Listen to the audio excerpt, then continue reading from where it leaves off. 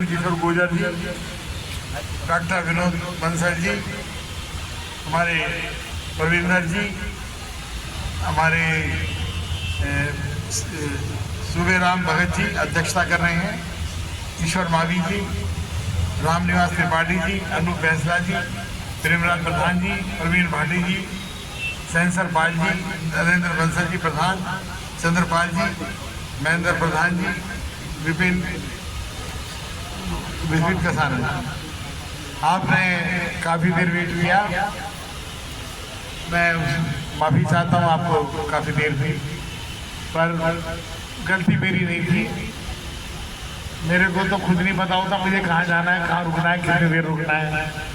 तो मैं बड़ा टेंशन में रहता हूँ, तो मेरे को साथ के लोग बताते हैं नहीं इलेक्शन में ऐसे ही होता है। मैं कभी देर से जाता आता नहीं हूँ। आगे से आपको जब इलेक्शन खत्म हो जाएंगे तो कभी भी मैं देर से नहीं आऊँगा, ये मेरा पहला वायदा है।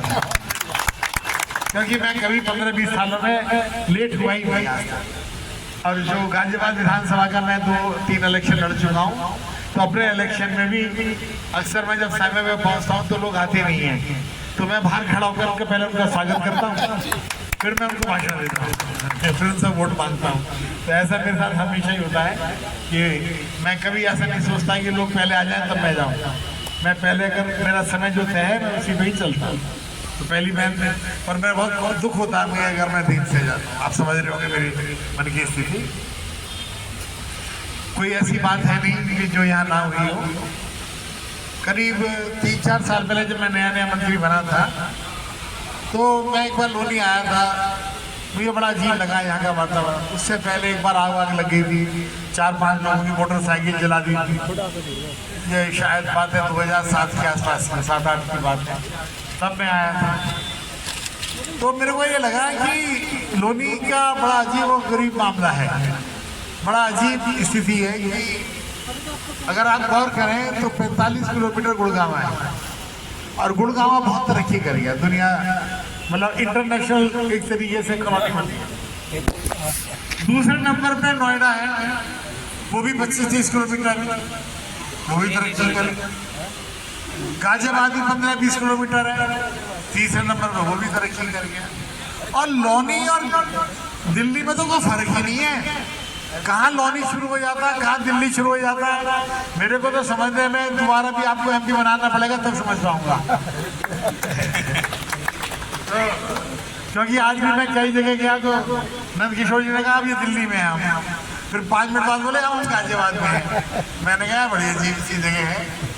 तो इसका मतलब क्या है कि हमारा दुर्भाग्य है कि हम दिल्ली के अंदर होते हुए भी, दिल्ली के साथ होते हुए भी, तो विकास की दूरी और दिल्ली लोनी की जो फिजिकल दूरी है उसमें जमीन आसमान का है।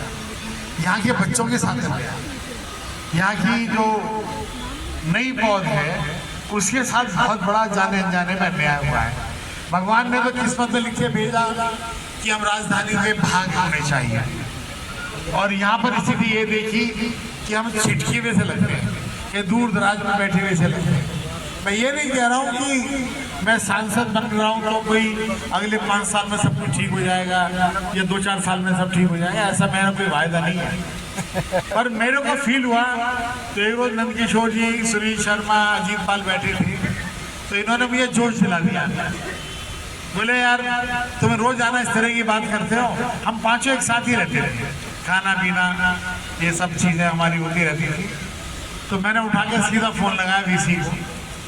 मैंने वीसी को कहा, कंचन वर्मा थी शायद, मैंने कहा वीसी मैडम ये आपको आर्थिक स्थिति की बहुत परेशानी है, यदि आप लोनी पे ध्यान दोगे तो ना लोनी की केवल तरक्की होगी, आपका भी खजाना भर जाएगा। मेरे कहने से आप लोनी का प्लान तैयार करें। ऐसा क्यों हो रहा है कि लोनी के अंदर इंडस्ट्रियल एरिया अब तो शुरू हो गया ठीक ठाक, लोनी के अंदर कॉमर्शियल एरिया, मल्टी बिल्डिंग है, बड़े बड़े दिल्ली के जो ऑफिस हैं, तो गुड़गांव में तो जगह नहीं और यहाँ पर कोई आ नहीं रहा है।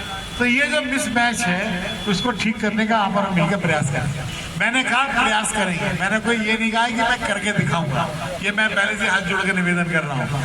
लेकिन इस समय लोनी की जो भौतिक स्थिति है, जो मैं समझ रहा हूँ वो ऐसी है कि दिल्ली के पास में कोई ऑल्टरनेटिव नहीं है, कोई विकल्प ही नहीं है कि वो लौनी का विकास ना करे, क्योंकि गाजियाबाद में भी जमीन करीब करीब खत्म हो गई है, बाकी और कहीं जमीन है नहीं। तो और यहाँ पर जो थोड़ी सी अराजकता थी वो समाप्त हो चुकी है। तो मेरा मन यही रहेगा कि मैं लौनी के लिए आप लोगों के साथ मिलके यहाँ के सभी जितने भी आपके जनप्रतिनिधि हैं उनके साथ मिलकर, विधायक जी के साथ मिलकर एक अच्छा प्रयास करने का मैं प्रयास करूँगा, ये मैंने आपसे कहा है। और दूसरी बात मैं ये कहना चाहता हूँ कि ये जो इलेक्शन है ये अतुलगढ़ का नहीं है। कई लोग ये सोचते हैं कि अतुलगढ़ जीतेगा या अतुलगढ़ को जिताना है, ये एक बहुत बड़ा भ्रम है। कोई भी ऐसा नहीं है कि कोई भैया वोट दे रहा हो, ये मेरे को अपने में कोई गलत फहमी नहीं है। मेरी जगह कोई और भी आता वोट मांगने को, तीसरा भी आता, चौथा भी आता, तो अभी वोट तो मोदी के नाम पे मिल रहा है। और मैं उसी को ध्यान में रख के आया हूँ कि भाई इतना फर्क है कि मोदी जी ने या पार्टी ने मेरे पे विश्वास किया है।